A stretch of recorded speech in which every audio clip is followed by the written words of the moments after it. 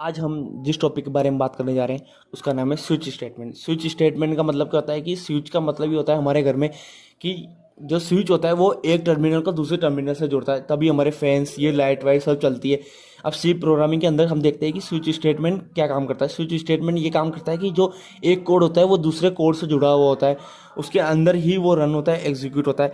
यदि हमारे पास दो या दो से ज़्यादा कंडीशंस हो सकती है तो हम उसको नेस्टेड इफ एल्स स्टेटमेंट से काम ले सकते हैं। यदि हमारे पास इससे भी डिफिकल्टी हो रही है, नेस्टेड इफ एल्स स्टेटमेंट से भी ज़्यादा कंडीशन आ गई, हमें समझ में नहीं आ रहा नेस्टेड इफ एल्स स्टेटमेंट से कैसे करें, तो हमारे स्विच सी प्रोग्रामिंग ने हमें स्विच स्टेटमेंट दिया है, उसे हम कितनी भी कंडीशन लगा के स्विच स्टेटमेंट का यूज़ कर सकते हैं, प्रोग्राम रन करा सकते हैं, एग्जीक्यूट करा सकते हैं। अब हम देखते हैं स्विच स्टेटमेंट क्या होता है, इसकी थोड़ी स्टेटमेंट देखते हैं, डेफिनेशन देखते हैं basic. The switch statement is a multi way branch. इसमें बहुत सारे कोड लिखे जा सकते हैं, ये मल्टी वे ब्रांच होता है। It provide an easy way to dispatch execution of different part of code based on the value of expressions. जो एक्सप्रेशंस की वैल्यू होती है, हमें आपको आगे बताएंगे कि एक्सप्रेशंस क्या होता है। जो एक्सप्रेशंस की वैल्यू होती है वो जो कोड होता है डिफरेंट टाइप का उस पर बेस होती है कि जो एक्सप्रेशंस की वैल्यू होगी यदि जिस पार्ट से मैच कर रही होगी वो कोड उस पर जंप होके उस पर आ जाएगा और प्रोग्राम रन हो जाएगा, एग्जीक्यूट हो जाएगा। चलो आइए अब देखते हैं सिंटेक्स। सिंटेक्स के अंदर हमको बताएंगे कि बहुत सारी चीज़ें बताएंगे, आपके लिए बोनस पॉइंट होगा, आप इसको बिल्कुल भी स्किप ना करें। आइए चलो देखते हैं सिंटेक्स क्या होता है। अब हम बात करते हैं कि सिंटेक्स। सिंटेक्स क्या होता है कि हम देखते हैं इसके अंदर स्विच, स्विच के बाद लिखेंगे हम एक्सप्रेशंस। एक्सप्रेशंस वो वैल्यू होती है जिसके अंदर हम इंटीजर टाइप की वैल्यू लिख सकते हैं, कैरेक्टर टाइप की वैल्यू लिख सकते हैं, और बट इसमें फ्लोट टाइप की वैल्यू नहीं लिख सकते, जैसे 1.2, 2.2 पॉइंट वाली वैल्यू नहीं आएगी। इसके अंदर हमें 3 कीवर्ड दे रखा है, स्विच, केस और डिफ़ॉल्ट। हम एक्सप्रेशंस के बाद लिखते हैं हम कर्ली ब्रैकेट के अंदर केस, कांस्टेंट वैल्यू, ऐसे हम करके बहुत सारे कोड रन करा सकते हैं। अब हम देखेंगे कि हम इफ़ या एल्स के बाद जो भी कंडीशंस ब्रैकेट के बाद लिखते थे उसको कंडीशंस बोलते थे, बट जिसके अंदर एक्सप्रेशंस बोलते हैं, उस इफ़ एल्स के बाद जो कंडीशन लिखते थे उसको हम ट्रू या फॉल्स से चेक करते थे। यदि वो ट्रू होती है, फॉल्स होती है तो कोड एग्जीक्यूट होगा, रन होगा। पर इसके अंदर ऐसा नहीं है, ये ट्रू और फॉल्स से चेक नहीं होगा। इसके अंदर हम एक सिंपल वैल्यू निकालेंगे जो इंटीजर टाइप हो सकती है या फिर कैरेक्टर टाइप हो सकती है। ये कांस्टेंट वैल्यू लिख रखा है, ये सारे अलग अलग कांस्टेंट होंगे, हर कोड का अलग अलग कांस्टेंट होगा। ये कांस्टेंट के अंदर भी हम इंटीजर टाइप या फिर कैरेक्टर टाइप ही वैल्यू लिख सकते हैं, मतलब इसके अंदर ये वैल्यू ही आएगी, कैरेक्टर टाइप और एक्स टाइप। जैसे ही कंट्रोलर स्विच केस के पास आएगा वो एक्सप्रेशंस को रीड करके वो जंप हो जाएगा। जंप होने के बाद वो कोड एग्जीक्यूट करेगा और उसके बाद डिफ़ॉल्ट ब्लॉक के बाहर आ जाएगा।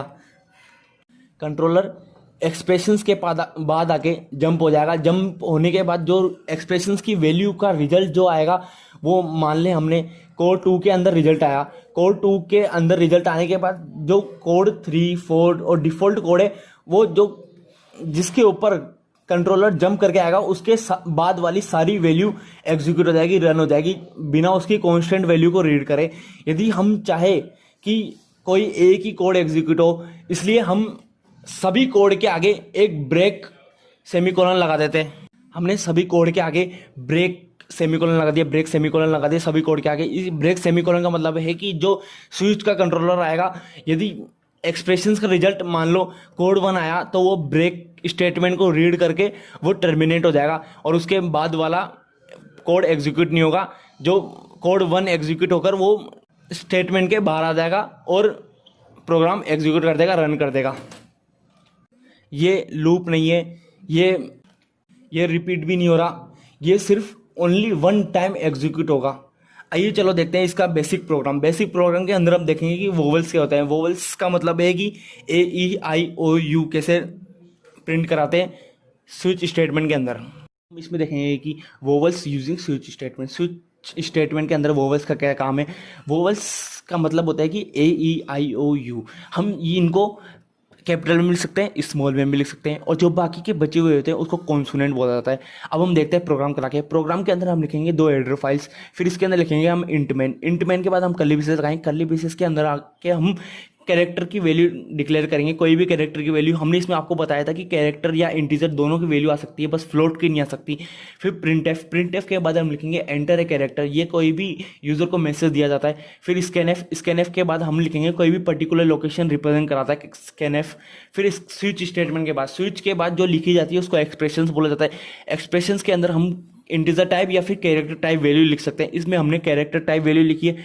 फिर कर्ली ब्रेसेस लगाते हैं, कर्ली ब्रेसेस के बाद हम केसेस लिखते हैं। केसेस के अंदर हम AEIOU वैल्यू को स्मॉल और कैपिटल दोनों में लिखते हैं, ताकि हमको बाद में दिक्कत नहीं आए कि हमने कैपिटल में एंटर कराया, स्मॉल में एंटर कराया, कि प्रोग्राम रन नहीं हो रहा, एग्जीक्यूट नहीं हो रहा। फिर हमने इसके बाद लगाया प्रिंट एफ के बाद हमने %C इज ए वोवल्स, इसमें %C इसलिए लगाया कि हमें ये रिप्रेजेंट करे कि हमने कैरेक्टर टाइप वैल्यू लिखी है। फिर ब्रेक स्टेटमेंट लगा दिया, ब्रेक सेमीकोलन। फिर डिफॉल्ट ब्लॉक के बाद हमने लगाया प्रिंट एफ के बाद लगाया हमने %C is a not vowels.